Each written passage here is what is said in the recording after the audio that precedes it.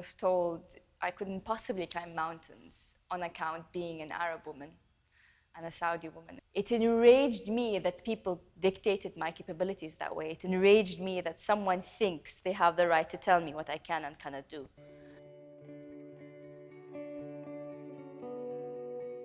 My name is Raha Moharrak, and I'm here because I'm the first, but hopefully not the last Saudi woman to climb Everest and the 7 summits of the world. We just got to 17, and I think I have amnesia because I remember it was a difficult move, but I think I forgot how hard it is to go on that ledge. I come from a very flat, very hot area. The only ice I saw was in the fridge or in my glass. We don't have ice caps or mountains, or cold for that matter.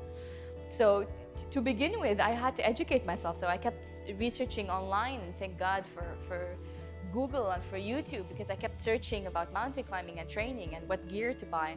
All of it was a challenge. At some point, all I had was my boots, my backpack, a scale, and a garbage bag. I kept adding sand into this garbage bag and putting it in my backpack and walking for hours. And then I would add an hour, and then I would add a few more kilos, and then add an hour, and then add a few more kilos. Because all I had was that. I didn't have altitude, I didn't have ice.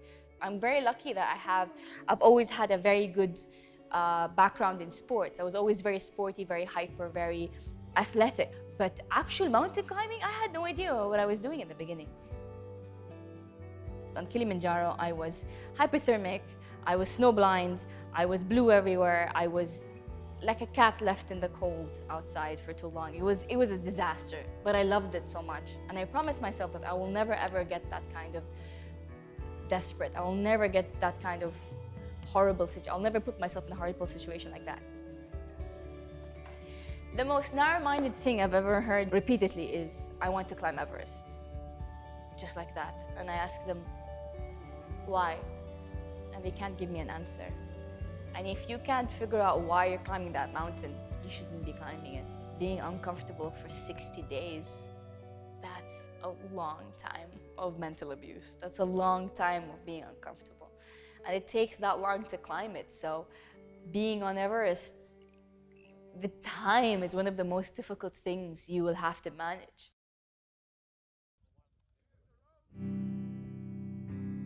I'd love to give you a deep, profound reason why I climb. I'd love to sound like a badass and give you something that was deep. But the truth is, I climbed simply because I believed I could. I didn't care about being youngest, first, or history. I would have still climbed it if I was the anonymous oldest nobody. Me, a Saudi girl from the desert, managed to touch the sky. I love it. And I want every girl to come after me and think, you know what? If she could do that, then I can not only touch the sky, I can go to the stars.